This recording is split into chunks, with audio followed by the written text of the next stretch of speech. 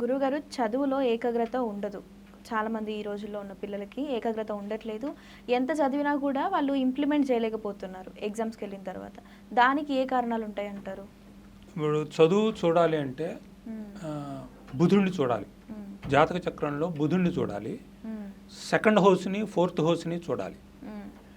Fifth house ఏమైనా intelligence అంటే చదువులో షార్ప్నెస్ పెంచుతుంది. అది ఆ షార్ప్నెస్ తెలియజేస్తుంది.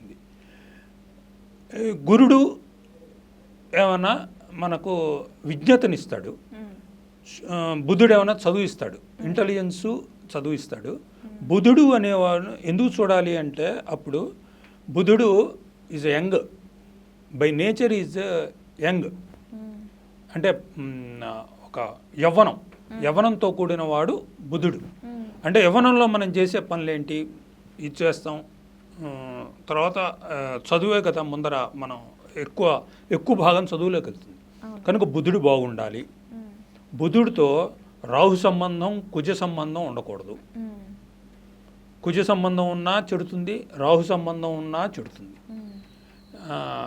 కేతు సంబంధం ఉంటే మనకు చదువుకున్నది అవసరార్థం ఎగ్జామ్స్ అప్పుడు రాదు, జ్ఞాపకానికి రాదు, బ్రేకులు వస్తాయి.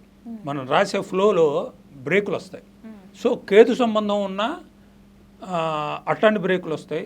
రాహు సంబంధం ఉంటే బాగానే ఉంటుంది, లేకపోతే ఉండదు. ఒకసారి బాగానే చదువుతాడు, ఒకసారి బాగానే చదువుతాడు. అంటే ఫ్లక్చుయేషన్స్ ఎక్కువ ఉంటాయి. ఇవి కుజుడితో బుధుడికి కుజుడికి వైరం. సో కుజుడు కూడా ఏంటంటే బ్రేక్స్ ఇస్తాడు. కుజుడితో సంబంధం ఉంటే జీవితకాలంలో ఒక్కసారైనా తప్పిన రికార్డు ఉంటుంది. కుజుడితో మాత్రం ఈ ఫోర్త్ హౌస్తో కానీ, సెకండ్ హౌస్తో కానీ, బుధుడితో కానీ సంబంధం కనుక ఉంటే ఎక్కడొక్కడ ఎగ్జామ్స్లో సప్లిమెంటరీ రాసి ఉంటాడు.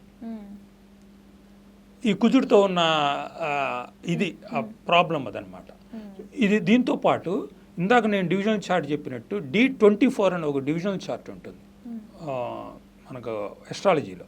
అది ఎస్పెషల్లీ ఎడ్యుకేషన్ గురించి చెప్తుంది. ఒక మనిషి ఎడ్యుకేషన్లో షైన్ అవుతాడా, షైన్ అవడా, దానిలో ఆ లగ్నంలో గ్రహం ఏంటి, ఆ లగ్నాన్ని ఎవరు చూస్తున్నారు అనే శుభగ్రహ దృష్టి ఉందా లేదా, ఇవన్నీ దృష్టిలో చూసుకొని మనం చెప్పచ్చు. ఏనికైనా గ్రహదశ కూడా రావాలి. ఓకే.